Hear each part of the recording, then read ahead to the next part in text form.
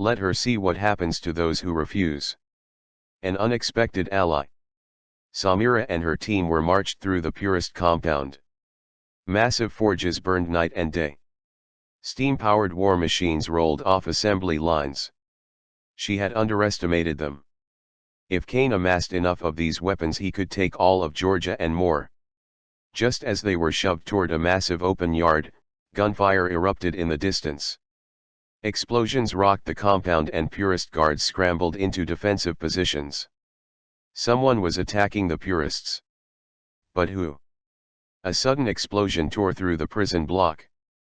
And from the smoke emerged a squad of heavily armed warriors, outfitted in sleek reinforced steam-powered armor. Nothing like Samira had ever seen before. At the front of the group stood a man she hadn't seen in years. Wyatt Forge. She had met Wyatt before she ever arrived in New Atlanta. Back then he had been a wanderer like her. Obsessed with the idea of rebuilding society with steam technology. They had spent days debating the future, sharing ideas, and discussing what could be. At the time she had thought he was just a dreamer, a man with too much ambition and not enough resources. But now it seemed he had built something far greater than she had ever imagined. A kingdom of steel and steam. Wyatt's forces swept through the Purist camp, cutting down soldiers and destroying war machines with precision. Samira and her team seized the chance to fight back, grabbing weapons from fallen guards. As the battle raged, Wyatt personally freed her from her restraints. "Didn't expect to find you here," he said with a grin. Samira smirked. "Didn't expect to find you leading an army. Well, catch up later. Let's get out of here." With the Purist forces in chaos, Wyatt led them to a convoy of massive steam-powered transport vehicles. Larger than anything Samira had ever seen. They climbed aboard and within minutes, they were speeding away from the Purist stronghold with the battle still raging behind them. Inside the armored transport, Wyatt leaned against the door, arms crossed. "You've built something good in Georgia, Samira. But I think it's time you see something bigger." She raised an eyebrow. "How big are we talking?" Wyatt grinned. "Ever heard of Iron Reach? The first great steam empire." The journey took days, but when they finally arrived, Samira could hardly believe her eyes. Iron Reach wasn't a settlement.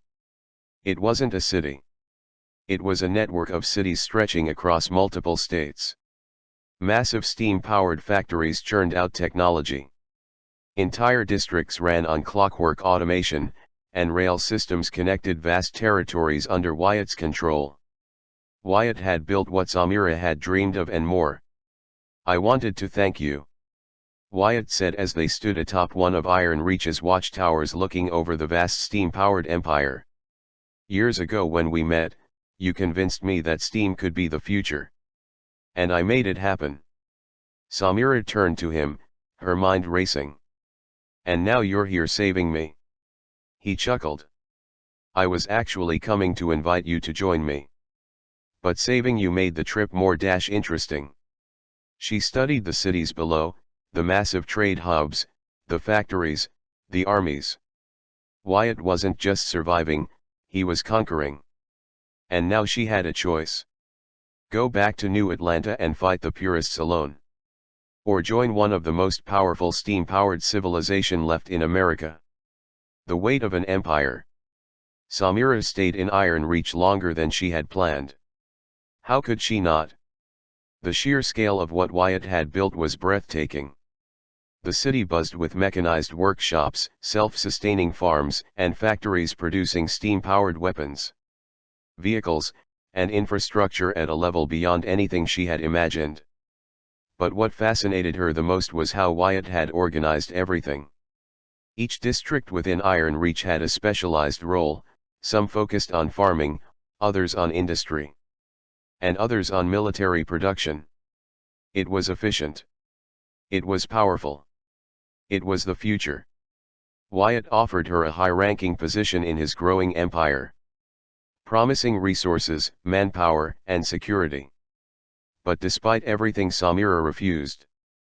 "This isn't my path," she told him. I don't want to rule over an empire. I want to build something bigger, something that connects all of us. A plan for the future.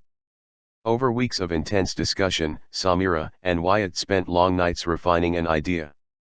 A plan far greater than anything either of them had attempted before. A new America. Not an empire ruled by one man.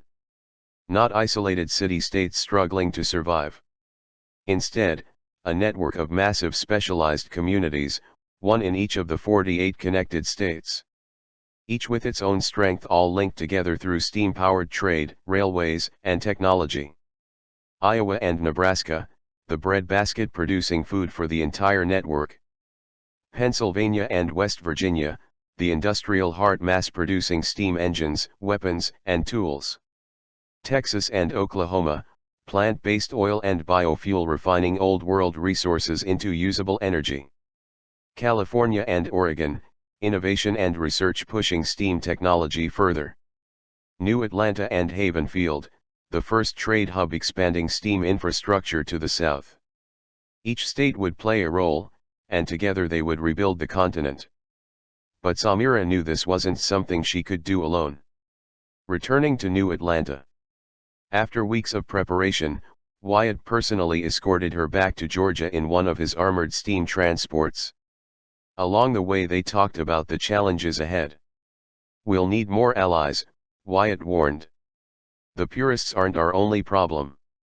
There are others out there, warlords, old-world military groups. Rogue scientists, who won't like what you're trying to do. Samira nodded. Then we start with what we have. New Atlanta, Havenfield, and Iron Reach. If we can build a coalition strong enough to hold the South, the rest will follow. Wyatt smirked. You always did think big. When they arrived in New Atlanta, Eleanor was already waiting. The moment she saw the sheer scale of Wyatt's transport convoy, she knew something had changed. Inside the command center, Samira laid out the plan. At first the room fell completely silent. Then Eleanor let out a slow whistle. You're talking about rebuilding an entire country? Samira grinned. I'm talking about building something better. Hale, the leader of Havenfield, leaned forward. We don't have the numbers for something this big. Wyatt nodded. Not yet, but we will. Because now they had a vision. A united steam-powered future, and it all started with finding the right allies. A ghost from the west. As Samira, Wyatt, and the leaders of New Atlanta and Havenfield strategized deep into the night, a voice cut through the room like a blade. Well now, Wyatt. You always did think too damn small. The group whipped around, hands flying to weapons. But Wyatt just let out a low chuckle and shook his head. Damn it, Zeke. How long have you been listening? From the shadows of the room stepped a towering man. His dark skin lined with the sun-worn marks of the desert. A long coat dusted with sand, a revolver resting on his hip, and an aura of effortless authority. Ezekiel, Zeke, Graves, Wyatt's oldest friend and the man who built the largest steam-powered city in the West. Samira stared at him. How had she not noticed him this entire time? Zeke smirked, leaning against the table. I was with you the whole damn trip. Just figured I'd let you talk yourselves into a mess before stepping in. Wyatt shook his head. Some things never change. The Empire of the West. Zeke wasn't just some old friend of Wyatt's. He was the reason Wyatt had built Iron Reach so fast. Before Wyatt even dreamed of a steam empire in the East.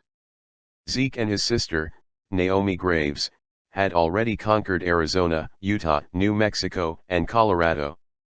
They built a colossal city, a massive, self-sustaining metropolis in the heart of the desert, powered by steam, solar energy, and deep underground reservoirs. It is called High Noon. It made Iron Reach look like a damn outpost. High Noon was the true heart of the West, a land where technology met survival. Where steam-powered trains crossed the desert, and where massive foundries worked day and night, producing weapons and machines that even Wyatt had never dreamed of. And now, they were expanding into Nevada. Zeke's true purpose. Wyatt folded his arms. All right Zeke, you got my attention. Why are you really here? Zeke gave a knowing grin. I came to see if your empire was worth a damn. Then I saw you risk everything to save this one. He gestured at Samira. Made me curious.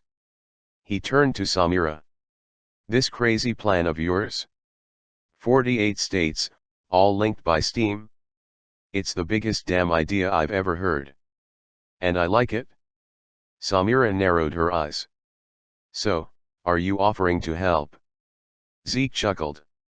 Nah. I'm offering to lead the damn thing. The room fell silent. Zeke leaned in, his hands on the table. Here's the deal. Wyatt builds his East Coast empire, I keep ruling the West. But we don't just expand, we unite. We don't just trade, we link every city with rail, airships, and steam-powered infrastructure. He glanced at his sister Naomi, who had been waiting at the doorway, listening with her arms crossed. We don't just make a network, Samira. His eyes gleamed. We make the first real nation since the fall.